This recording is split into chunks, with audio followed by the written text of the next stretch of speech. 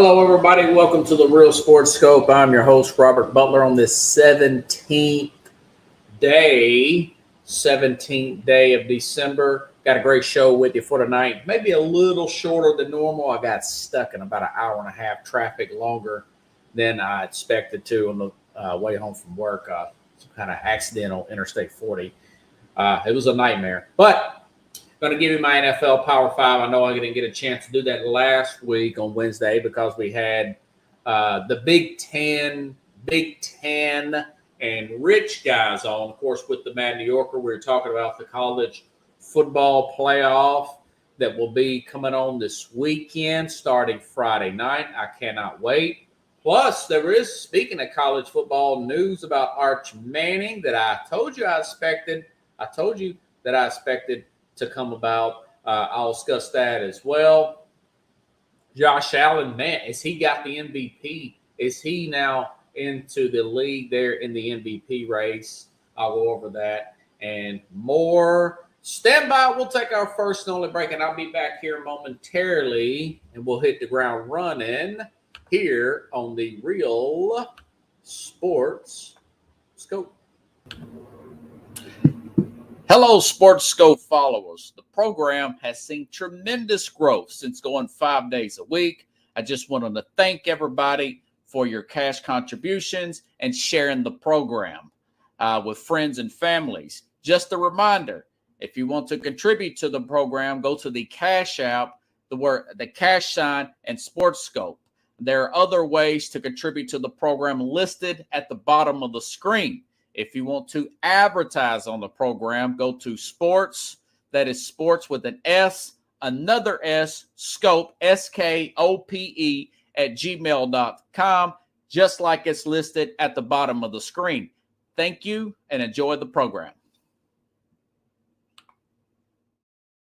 All righty then, I'm back here live. Okay. A lot of devastating things happened over the weekend as far as players are concerned. I'll start off with the Chiefs-Chargers game. That was one of the 5 biggest games of the week. Basically, it's been the story of the Chiefs all year, cannot hold leads. Although I did pick them to win this particular game. They had control over most of the game. Both teams had offensive line issues. That is well documented.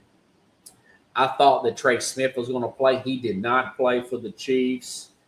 They could not hold a 3-point lead by the half in the third quarter, what I thought would be somewhat a low-scoring game.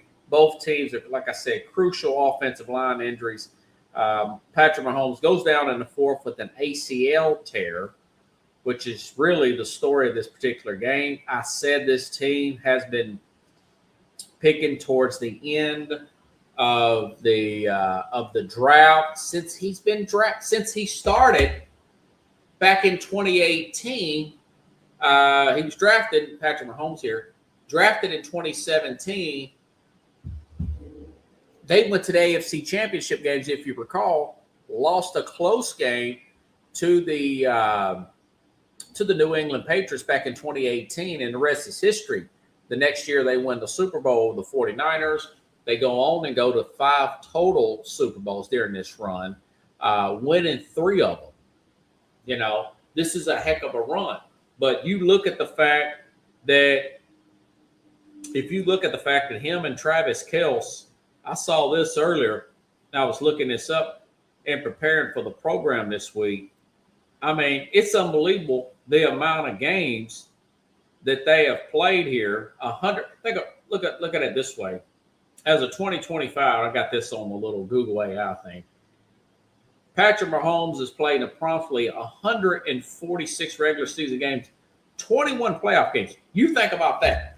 21. There's 17 games in a regular season, then you add 4 more, and these are not even regular season speed games. These are playoff intense 21 games. That's an extra season added on to this roster of your guys like your Chris Jones, Pat Mahomes, Travis Kelce.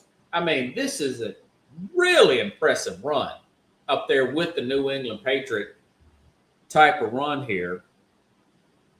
At some point, you think something like this potentially happened. Uh,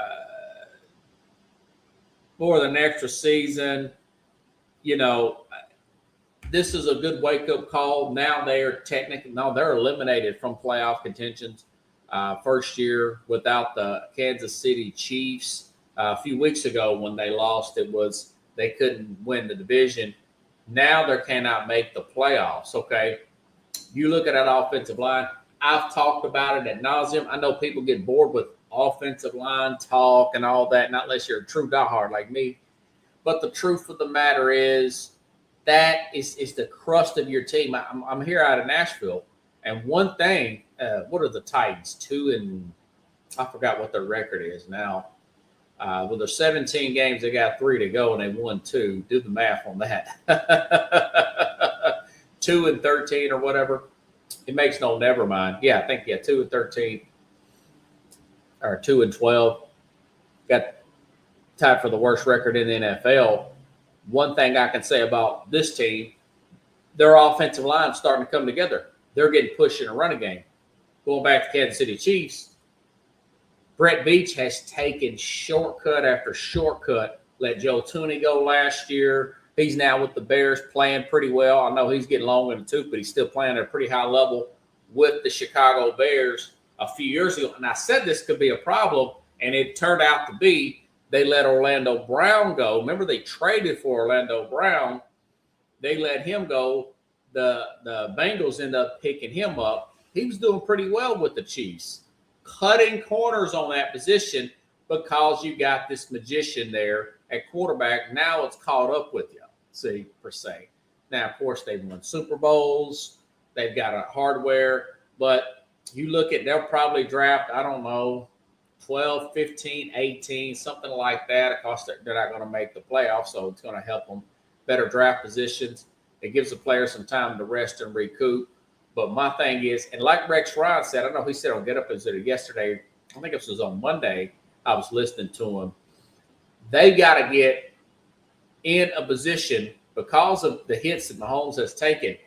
They got to get in position. And I know Andy Reid don't like to do this, but they really had to have that air quote come to Jesus moment and say, we got to run the football. Okay. We need a power running game. And if it's up to me, I'm doing everything I can in those first 2 rounds to draft lineman, guard, tackle. If I'm remotely close to the talent position that is available. Now, I'll say this. If Jeremiah Love, the running back who just declared this week for the NFL draft, if he's on the board from Notre Dame, I'll probably take him because he's a big playmaker. And I would become a power running team. And that is more than skill players. They need a tight end. I get it. They need some help on defense. I get it. They need some help around Chris Jones. I get it. I also get the fact that they're $55 million over in the cap. If you can get a team to call for Chris Jones, and I made a note here, like a Carolina or somebody, and says, hey, I'll give you a 3rd-round pick for your 32-year-old defensive tackle there to play alongside Derek Brown because we got Bryce Young on a rookie contract. Carolina is right there in the playoff hunt right now. They win this weekend, which I think they could. They could beat Tampa. They got a leg up in potentially winning the NFC South. They're not going to get to the Super Bowl this year, but they still got Bryce Young on that rookie contract. They might as well try to stack the roster up in this offseason, and going after a guy like a Chris Jones would be nice. They're going to, of course, Kansas City will have to eat part of that contract per se, but I'll stack this offensive line. We practice, and listen, they talked about this before in the offseason. Andy Reid will make changes, and he will work on certain things that need to be addressed. He's not just going to say the same thing and do the same thing over again. I know he's flexible. He said this last year when they first started the season. He said, listen, we got to work on the deep ball. they have worked on the deep ball. I saw improvement on that, getting guys like, was the guy Traquan Thornton involved and more. You know, they had Rashid Rice miss a big chunk of games this year. I think Rice is legit. I think they need another tight end. There's talks maybe they go after Kyle Pitts. I don't know if I'd pay a lot of money. I would just, and plus you got Patrick Mahomes, tore an ACL, wouldn't likely be back till, I don't know, the start of the season, maybe 3 or 4 weeks into the season in September of next year. It's about a 9-month recovery there. But even, and the odd thing about it is Tom Brady had the same type of injury in year 9. And I recall, because I had him on fantasy in 2008 when he got that injury. Ironically, it was against the Kansas City Chiefs there. But he came back in 2009. He was still a little gun shy. He was still Tom Brady. And I think I want to say they were one and done in the playoffs. A lot of this money can get fluctuated in 27. I do think he'll play, but I'm saying they need to retool. I don't want to call it what is rebuild? You know, Colin Coward says they need a rebuild. Rebuild is blowing the whole roster up and getting rid of Patrick Mahomes. That's insane. Okay, Patrick Mahomes got 4 or 5 good years left in him, even after this, in my opinion. He's got that kind of work ethic. If you saw the Netflix documentary when he won a Super Bowl on a high ankle sprain, he's all that, all right? Now, we hope that, you know, if you're a Chiefs fan, you hope that Reed doesn't retire. I don't think that's going to happen. But I'm saying is Brett Veach he's forced now to take that grouping seriously and evaluate and get the best possible offensive lineman that you can via through the draft, free agency, clear up that $55 million. I'm sure Travis Kelce is going to retire this year, and you try to deal Chris Jones and go offensive lineman, and then, you know, you fill in a tackle anywhere you can at defensive tackle. And then you look ahead to next year in 27, then I think they can go back on another Super Bowl run. That doesn't mean that they can't be competitive next year in Kansas City. You could flip over a roster with a lot of dead cap money.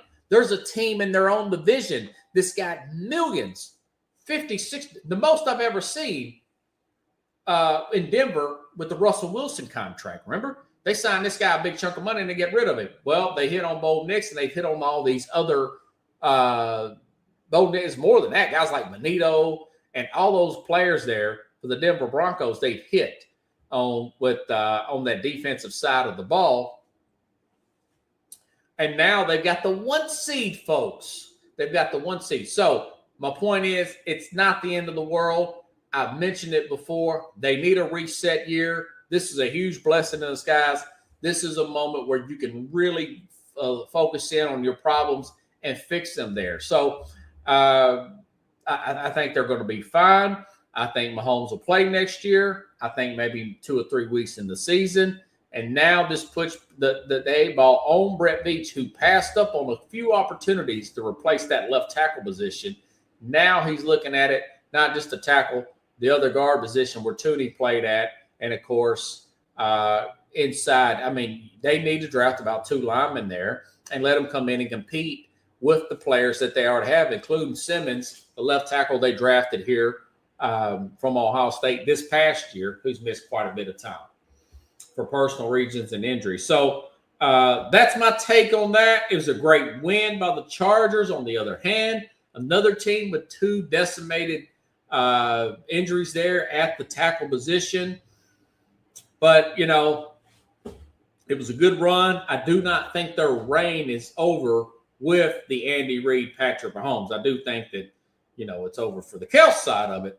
But some people were taking it too far the other way, if you ask me. Okay? Big news happened today, and I'll talk about it. Tua was benched. He was benched after last night's performance. Quinn Ewers, the Texas product. Remember, he was a late draft pick. I don't know, he was like 6th, 7th round. I can't remember. Out of Texas, he was a big college prospect. Wasn't very impressed with yours at Texas personally.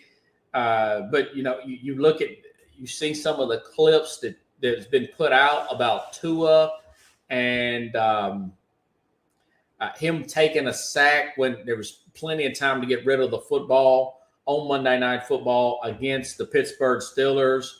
The next morning, during a press conference, somebody asked Mike McDonald, the head coach there from Miami, and said, "Hey, what do you think about it? Is there a possibility that he might not be the starter next week?" And he would not commit to that. Now today, Tua has been benched for Quinn Ewers. Listen, folks. I had Scott Morgenroth here. Scott Morgenroth here from the I think it's the South Florida Tribune. It's his own website there. He's covered a lot of Miami Dolphins games. A lot of South Florida sports. Very familiar with the situation. He's out of the Detroit area. Smart guy. I've had him on the program. I've interviewed Scott, and he said, "Listen," he said, "This was a year ago, before he signed that big contract." He says, "I would franchise him and see if I can get it one more year out of him because of the concussions Tua had. We know that Tua's limited athletically to get away from the pressure. He does not have the strongest arm. Does he get in the zone and complete 15, 20 passes in a row? They're all, but he's also undersized. It's height-wise. And, you can't be both, It's just these guys that are shorter quarterbacks, under 6 foot tall, they're all struggling. Kyler Murray gets hurt every single year. Unbelievable that the fact that he even got a second contract, the more you think about it. Even guys like Baker Mayfield struggled a lot at times here, So my thing is, looking at the size of this contract here, they're probably going to have to just keep him and just draft a quarterback either this year or next year or both, depending on where they're at and who's available and on the board. I don't think they're going to be able to get rid of Tua. Tua's contract is unbelievably big. This is what Adam Schefter put out here. Tua Tagovailoa already has $54 million guaranteed in 26 next year. On March 15th, $3 million of his 2027 salary becomes guaranteed. Cutting him would leave $99 million in dead cap money. Post June 1st cut would equal $67.4 million in dead cap money. In 26, 31.8 in 27. In other words, if you cut him after June 1st, basically what it does is it'll spread it out to 2 years and give you some more flexibility on your cap space. I just mentioned the fact that this happened with the Russell Wilson situation, and Dolphins are in the 1 seed right now. Our Dolphins, the Broncos are in the 1 seed right now, so it is possible to do it. It's not impossible. My thing is, if you look at Tua over the past few years, he would be an ideal backup quarterback. I mentioned the fact he could be an expensive insurance policy like a Kirk Cousins was. Maybe they should have used him a little sooner. Was to Michael Penix here with the Atlanta Falcons. If you can't find a trading partner.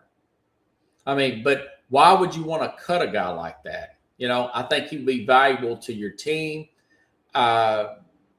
Not unless he becomes a problem. He doesn't come off as a type that would become a problem in the locker room. It's all food for thought. It's food for thought. But that's just the realization of this thing. Basically you're stuck with him for 2 years. Go the drafting route, or you can cut him and then tank out. But, I don't know if they want to do that. They've got a good running game. They should continue the offensive line, continue building up the defense, and see what happens. I think they're probably going to give, because of this surge they had towards the end of the season, Mike McDonald will probably get 1 more year per se. He'll get one more year, give him a chance to possibly work with another quarterback. You know, the LSU quarterback, was it Oswald or whatever, Nussmeier, and of course Kubnik. Real high stock at the beginning of the season, fell down. Now I'm hearing that they might not even be first round prospects. Well, maybe a Dolphins can get them in the second or third round, one of those two players. Maybe a Carson Beck right in your own backyard, playing at the University of Miami. What if he interviews well with McDonald? Maybe the Dolphins pick him up, bring him in, and let him and Tua fight it out for the starting position in training camp. It's all food for thought, you know? Okay? So Sunday, I'm bouncing around, folks. No particular order. I'm spitballing, like my man said. Like my man from from Buffalo. What's that? Rostano, John Rostano. I'm sorry, John. I'm trying to do 4 or 5 things at once. Okay. Very impressive. I just talked about Denver 2 or 3 times now here at the beginning of the program. Now, Broncos. Last week, Denver played Green Bay. I picked Green Bay. Green Bay looked very solid at the beginning of this game. 2 teams, playoff teams. People saying, well, could this be a Super Bowl? Yeah, possibly, yeah. And hey, one of the best Super Bowls I've ever seen was Green Bay and Denver. Brett Favre versus John Elway. One of the absolute, you younger kids, if you can go back and watch highlights of that Super Bowl or like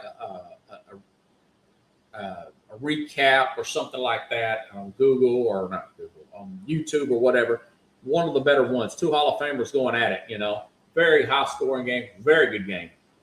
But anyways, Denver and Green Bay played, and, you know, most of this game looks great for Green Bay. I want to say they're up 23-14 at one point. Then we see Micah Parsons or Christian Watson go down for Green Bay. And then Denver comes back, scores a touchdown, cuts it to 2. And now we're going into the 4th quarter. And, of course, Micah goes down, tears his ACL. We found out later. And, of course, we know what happened. They went from being down by 2, up by 2, Green Bay, to down by 8, and that being the final score. A couple big throws there by Bo Nix. And now, like I said, they're the number 1 seed in the AFC. Very big win. Mad New Yorkers sending me text messages. I told you Bo Nix never quit. Well, yeah, I get it, you know.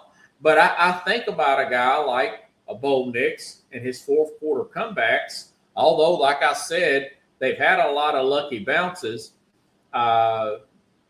Sometimes, you know, like the great race car driver, my dad always reminds me of this, Richard Petty would say, I'd rather be lucky than good any day. But Bo Nix, NFL record, 8 4th quarter comebacks in the first 2 seasons. That's the first 2 seasons. Let's not get crazy here. But still, the most by any quarterback as of November, and I'm sure there's more than this now, but I found this offline, led the league in 4th quarter comebacks with 4, with 5 at one point contributing to many of the Broncos' close wins. They had a historic comeback in Week 7. The Broncos scored 33 points in the 4th quarter, overcoming a 19-0 deficit in the game that showcased the ability to rally the team. Clutch play versus the Chiefs back in November. He had a big throw there. I say all this to talk about Bo Nix.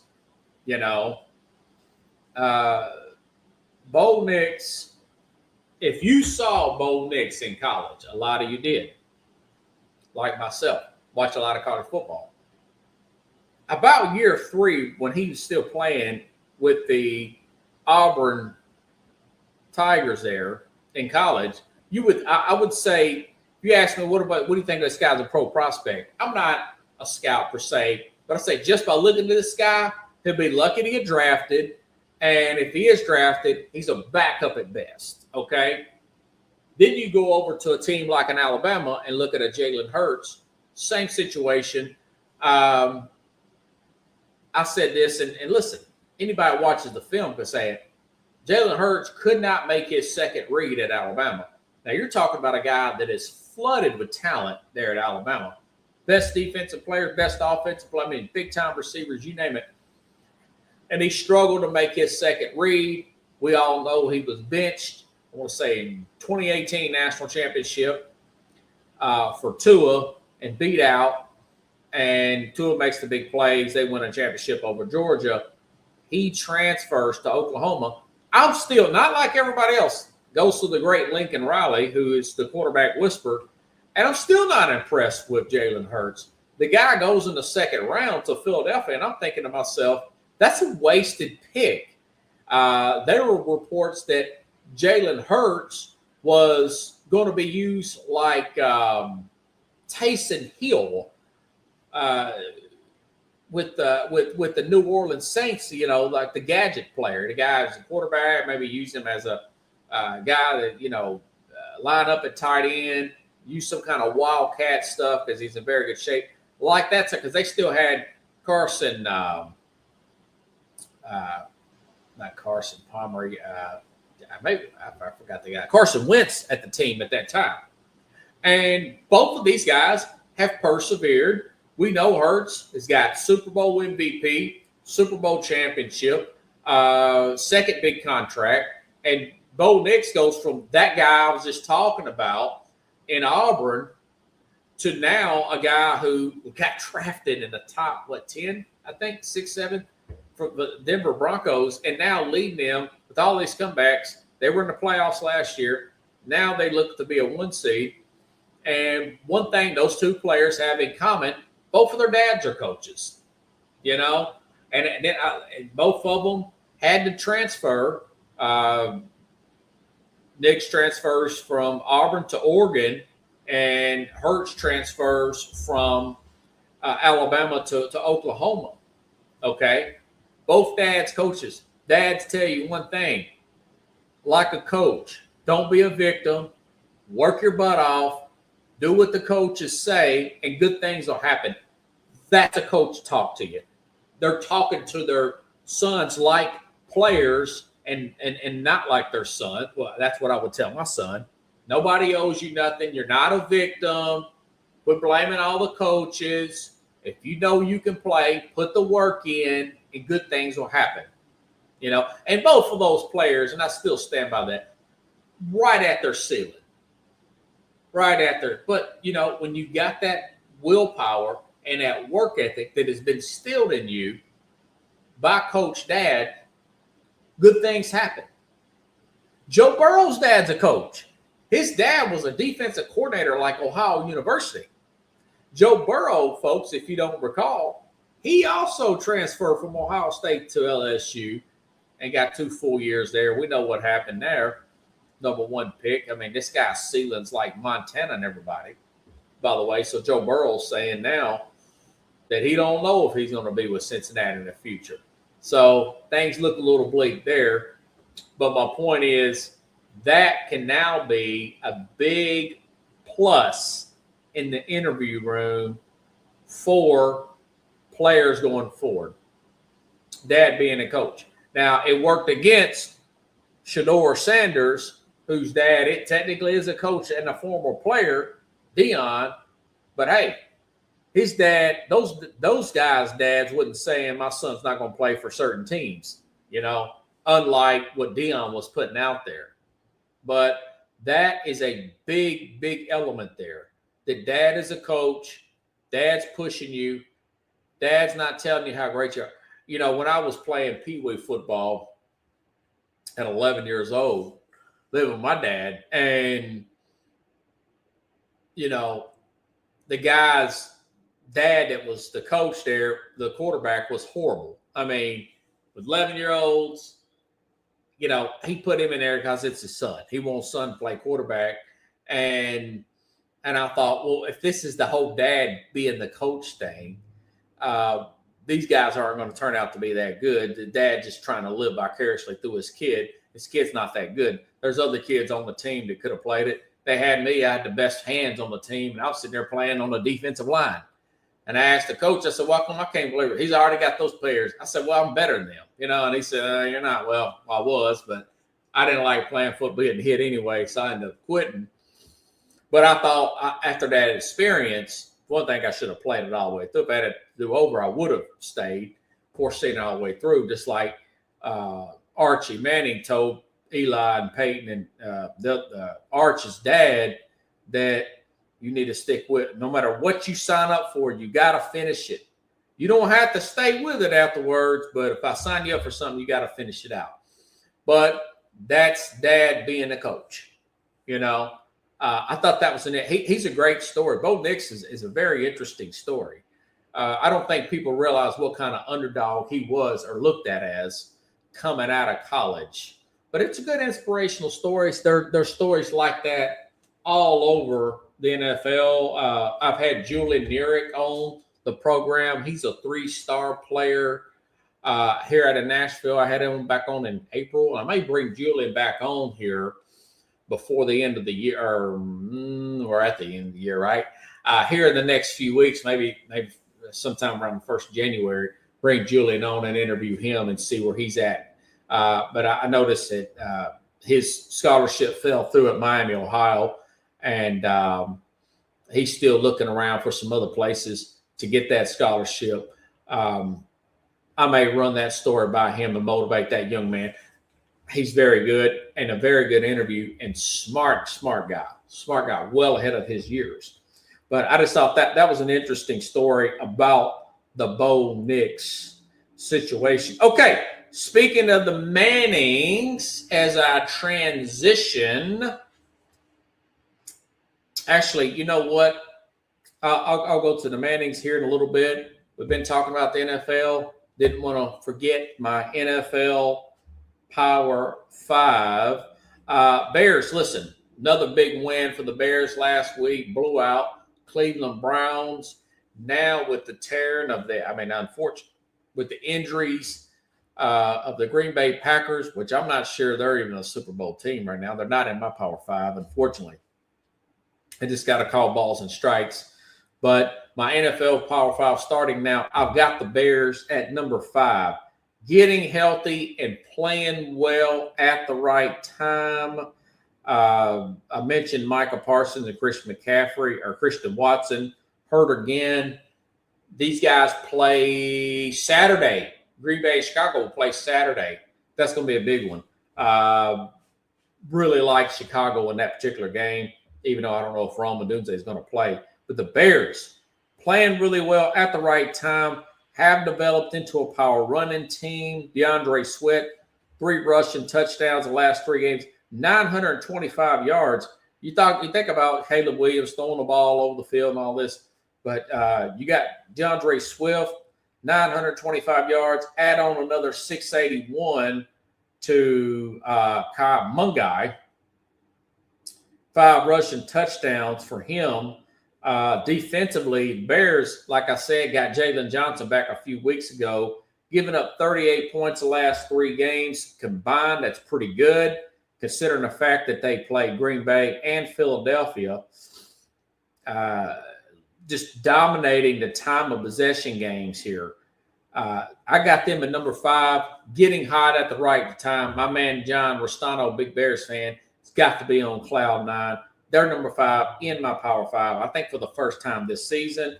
Number 4, listen, Josh Allen last week may have very well got right there neck and neck with Matt Stafford in the NFL MVP race. 5 straight possessions. You heard that right.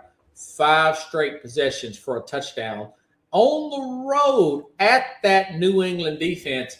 Very, very impressive performance there. But this Bills team, I will say this.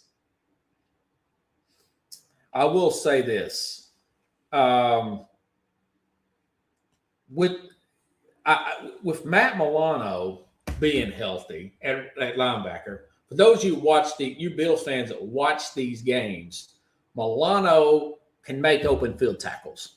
That's what he does. He's a guy that can stop a 3rd and short just like that, turn a 3rd and 1 into a 3rd and 3 or 4th and 3. You go for him and make you punt rather than a first down and potentially losing it. That's how important he is at the linebacker position. Joey Bosa, newly acquired in the offseason. Man, he is showing up in these big games. I really like what he's doing. There is a chance, I read this week, Ed Oliver may be back for the playoffs for this team. I've been hard on Sean McDermott. I think this is a make or break year for him. If they're one and done in this playoff, I do think they should fire McDermott. But they are number 4. If you look at the fact of what they've done and the way Allen's playing, 25 touchdowns, 10 picks, 8 rushing touchdowns. 8. So he's responsible. We're not even done with the season for 33 total touchdowns on this team. Playing like a guy that may win it again. They could go on a Super Bowl run. Now we have no Patrick Mahomes, no Joe Burrow. A lot of experience on this team. This could be their year. That was my preseason pick, but I've been so disgusted with their run defense. And continuing to run the ball, even with this lackluster receiving core, they're at number 4 in my Power 5. They make it back in. Very impressed with that road win at the New England Patriots. There is a chance they could still win the division, but the Patriots will have to lose this week, which I think they could. I want to say at Baltimore. It's a big game this week. And I want to say they play Miami and the Jets again. Maybe Miami can knock them out. You never know. But anyways, okay. So number 3. Let me go to my number 3. So you had Chicago at number 5. Buffalo at number 4. Because of all the experience with Buffalo,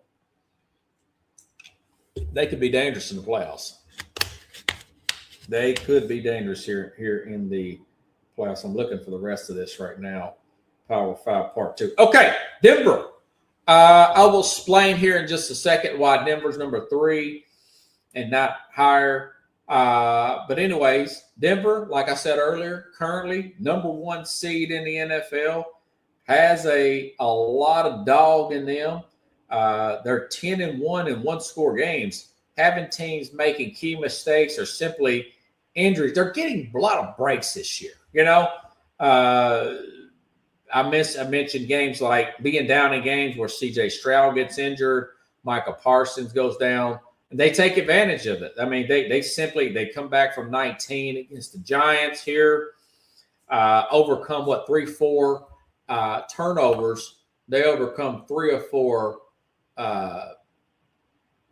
Overcome 3 or 4 turnovers in that Tennessee game. Talk about the Denver Broncos here. And number 3 in my NFL Power 5 here. But that being said, listen, I talked about Bo Nix earlier, all the comebacks he's had since he's been here. Look at this pass rush. Nick Benito, Zach Allen, John Franklin Myers, 24 sacks between them. Denver playing pretty well. Some would probably have them higher than 3, but I have them 3. What do you think about Bo Nix? I just said it, brother. Bo Nix is a guy that his dad's a coach. He keeps pushing. You can't be nothing but proud of a guy like that. He's a lot like Jalen Hurts. 2 guys that are underachievers in college or overachievers. They just don't have the talent. And they persevered. They persevered, and they showed it. You can see it. They're made of leather. It's tough as nails mentally, Okay, but Denver, number 3 in NFL Power 5. Number 2, Houston. Listen, again, Stroud gets hurt. Houston, total control of that game. Stroud goes down with a concussion, goes into concussion protocol. Houston does lose to Denver, but listen, folks, Houston's healthy now. All right, Houston number one defense in yards, number one defense in points allowed. Right now, they are the number one defense in the NFL. There is just no doubt about it. There is no second right now. There is nobody really competing. Well, you say, well, what about Philadelphia? Well, Philadelphia's had some injuries. I know Jalen Carter's been banged up. But Houston playing really well. Stroud, having some chemistry. I like this Woody Marks player at running back has emerged there at running back. Love Stroud's chemistry with Nico Collins. Had 2 touchdowns last week. Also him and I forgot that tight end's name. Means no, never mind. He's playing well. Think about it. C.J. Stroud has been to the playoffs every single year and won a playoff game that he's been in NFL. He's in year 3 right now. You look at the fact that this team is right there for the AFC South, which I want to say Jacksonville's leading, but they still have a chance to win this, all right? With that defense, which if you could just keep Stroud protected, everything else will work out. This team can beat anybody. They beat Baltimore this year. They beat Kansas City this year. They should have beat Denver this year if Stroud don't go down. Okay. I think they beat Jacksonville earlier. So this team they went up to Indianapolis and beat them up there in Indianapolis. So yes, I got them right now. Number 2 team in my NFL Power 5. And, of course, number 1, most people's Power 5. Yes, the LA Rams got a big game tomorrow, by the way. I don't know if Davante Adams is going to play. They got to play at Seattle. This team currently is the number 1 seed in the NFC. Matthew Stafford, this is not a misprint. 37 touchdowns, 5 interceptions. Second total offense, 4th in defense allowed. They got some issues there at cornerback. Listen, folks, Tampa Bay Buccaneers had some issues at cornerback in 2020, and they won the Super Bowl. Ask Tom Brady. That's what they did. So that right now, listener asked, who do you got in that Rams Seahawks? Now, listen, I will pick that game before the show starts tomorrow at 8 p.m. Eastern, 7 p.m. Central, but I'm leaning Seattle because of Davante Adams. Probably won't going to play because he's got a hamstring injury. And mind you, folks, that Sam Darnold had 4 interceptions in that game. He had 4 interceptions in that game, and they were driving for the game-winning field goal. If he can play a decent game, they might be able to win at Seattle. This game's going to be played at Seattle on a short week. The Rams were coming off a big emotional game against the Lions last week. Oh, I had to play comeback.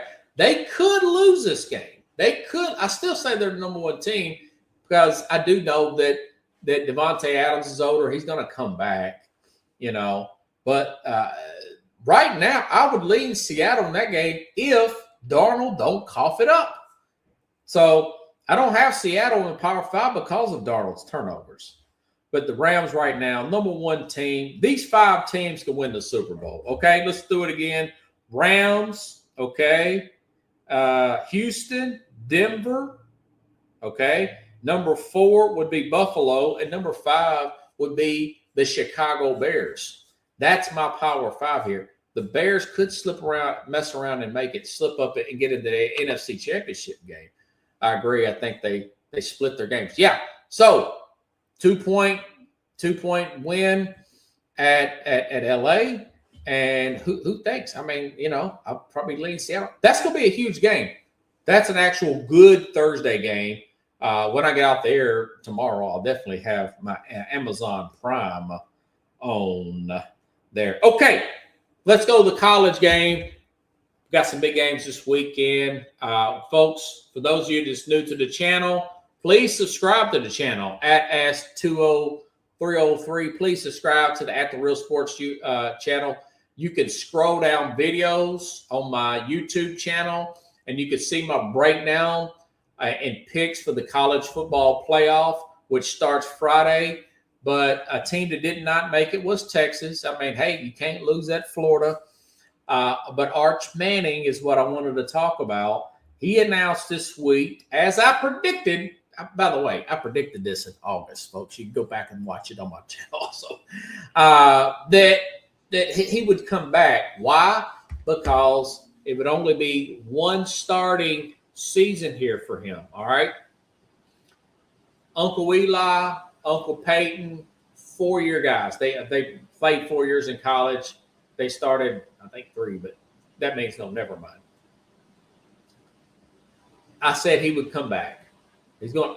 Andrew Luck played the 4th year. Yeah. So the Mannings are don't do the 4 years. All right. I said it would happen. I said even if they had success, it would happen.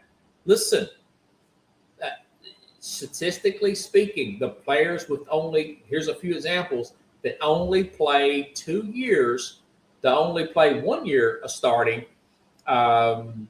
It does not look good once you get to the NFL. A couple examples. Mitch Trubisky, 1 year at North Carolina. We saw how that worked out for the Bears. Anthony Richardson, 1 year with Florida starter. We saw how that's working out right now with the Indianapolis Colts here. So Manning, this has been the first full year. I know he had a few starts, and because I know Quinn Ewers was hurt the year before last, but still, get this second year. He started to get the speed of the game towards the end of the season. Love the way he played against Texas A&M. Love the way he played against Oklahoma. He was in some shootouts there. Played well against Vanderbilt's defense at the very end of the season. So it's very good for him.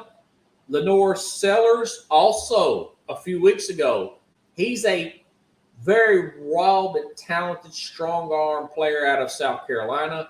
He's also already made it be known he's going to come back next year and at South Carolina. I think they had another offensive coordinator. It's 4-8. They were horrible this year.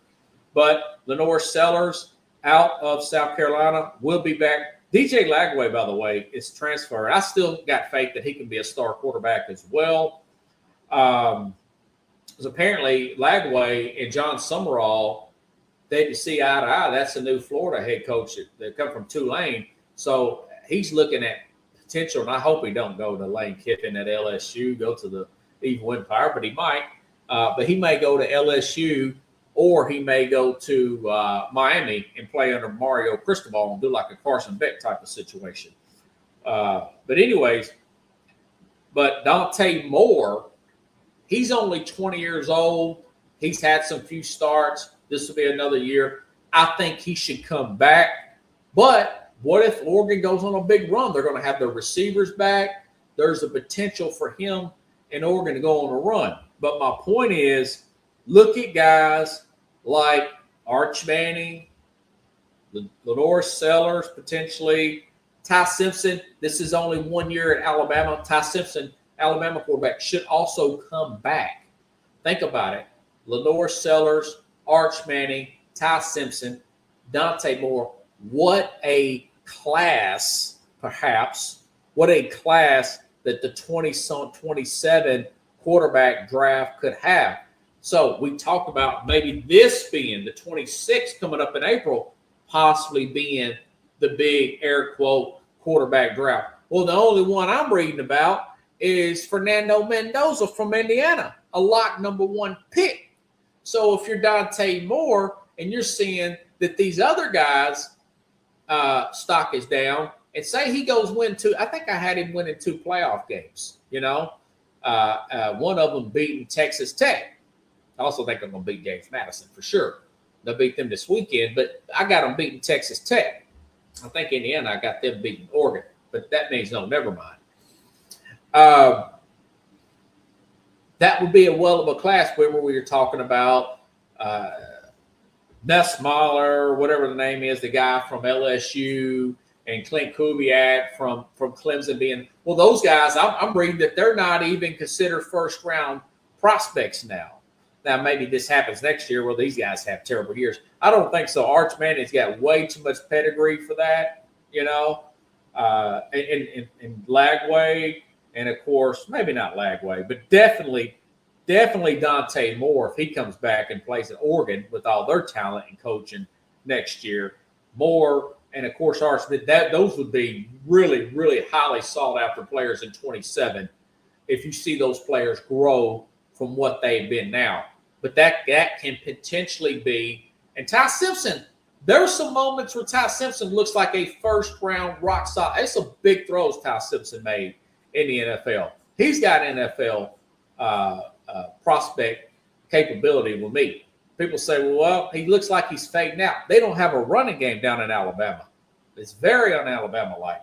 It's hard to be a good passer when you know the opposition knows you're going to pass the ball, folks, okay? But you look at that draft and you throw in the fact that Jeremiah Smith, who is a lock top 5 pick next year, not unless something catastrophic happens injury-wise, the wide receiver from Ohio State, the 2027 draft looks to be a loaded draft. That don't count whoever comes out in fall of next year and balls out like nobody's business. Who the heck knew who Fernando Mendoza was in the summer of this past summer? I didn't know who he was. I knew who Singeti was. Remember, Indiana got to the playoff last year. I thought it was a joke. But they got my attention when they put like 56 points on Illinois, and then like a week or so later, they go up to Oregon and beat them by 10 points in Eugene. And, of course, the rest is history with the big throws he made against Ohio State, solidified him being the number 1 pick. So this is interesting. I'm glad Arch Manning, like my man says, the Mannings go 4 years. Yeah, they go 4 years. Don't rush it. Get as much snaps and experience as you can before you go to the next level. You want to be ahead. You don't want to be behind. You really don't want your quarterbacks setting that first year in the NFL, although it's ideal. You want them learning on the fly because you want to be able to milk that rookie contract. This is what the general manager is thinking, as much as possible so you can potentially win a Super Bowl, maybe 2 on that rookie contract. Because once this player signs that second contract, then it becomes much more challenging to field a Super Bowl championship team around that quarterback. So you want them to be as ready-made as possible coming in. The NIL and the transfer portal has been a huge blessing in disguise for NFL scouts and general managers because they're getting more ready-made players. But, guys make mistakes when you're desperate for a quarterback and you take a guy like an Anthony Richardson that just happens to look like Jalen Hurts on film, but was totally much more raw once you got him in your system. Okay? All right, folks, I thought I'd be short for material, and I still ran my trap for 53 minutes. Like I said, I got stuck in traffic today for 4 hours. It felt like 4 hours. It was an hour and a half. It normally takes me about 15, 20 minutes to get home from downtown. I was stuck there for an hour and a half with some kind of wreck on Interstate 40 from downtown Nashville coming to the airport area. I dropped a Gwen Haley is a singer-songwriter out here. Dropped her off at the airport and check her out. She was really nice. On Spotify, although she did forget the tip. She needs a tip now. But anyways, all right, buddy. Appreciate you. Ask 203-303. Please subscribe to the channel, brother.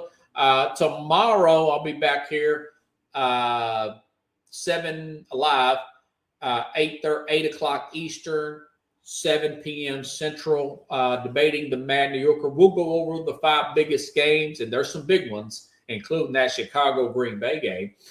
We'll start off talking about the Seattle game, of course. And listen, there's going to be a pretty big fight on Friday night as well. Jake Paul and Josh I forgot this guy's name here. Jake Paul and Josh, what's his face? I think it's Palmer, whatever. Yeah. I do think that, we'll talk the NBA, man. Congratulations to the Knicks for winning the Anthony Joshua. Thank you, brother. Yeah, listen, Josh, he's probably going to be favored. He's a professional fighter.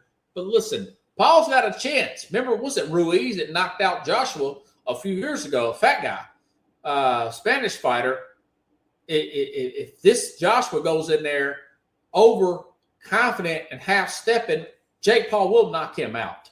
He will knock him out. So we'll talk about that tomorrow as well, the Anthony Joshua fight. Yeah, again, kudos to the Knicks. Listen, Knicks ain't won a championship since, 72, back when Phil Jackson played on the team. I know it don't mean nothing. I know Charles Barkley says it's embarrassing. But listen, it's something for the Knicks. It's something, okay? They beat a very good Spurs team that's going to potentially be a powerhouse in the years to come. The Knicks, if they can keep it up, they got a potential finals team this year. Maybe with the right breaks, maybe something happens to this powerhouse OKC team and they don't get it there. So kudos to the Knicks. We will talk more basketball, NBA, as the season goes along. Jeffrey Deskovic, good friend of mine, huge NBA fan, huge follower of the NBA. He dresses like me. He's a lawyer out of New York City. I'll bring him on at some point, and we will talk about the NBA with my man. Yes, I do love the NBA. I like this NBA that we've got right now, built on general managers and roster construction and everything. It's not about super teams. It's about trades and developing young players. Look at OKC. They're playing great. So, folks, if you like the show, share the show. I'll be back on tomorrow again, same time, same place here on The Real Sports.